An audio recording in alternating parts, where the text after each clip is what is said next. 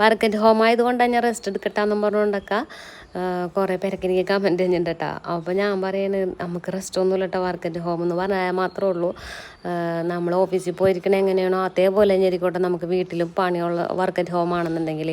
പിന്നെ ഇടയ്ക്കൊക്കെ ഒന്ന് പിള്ളേർക്ക് ഇഷ്ടമുള്ള എന്തെങ്കിലുമൊക്കെ ഉണ്ടാക്കി കൊടുക്കുക, പിന്നെ അവരുടെ കൂടെ ഫുൾ ടൈം ഇങ്ങനെ ഇരിക്കുക. അത് മാത്രമേ ഉള്ളൂ കേട്ടോ ഒരു ആശ്വാസം വർക്ക് അറ്റ് ഹോം കൊണ്ട്. പിന്നെ ഇടയ്ക്ക് ഒന്ന് ഇങ്ങനെ തലോണികൾ ബാക്കിൽ ഞാൻ ഇങ്ങനെ ചായച്ചിട്ടിട്ടുണ്ട് കേട്ടോ.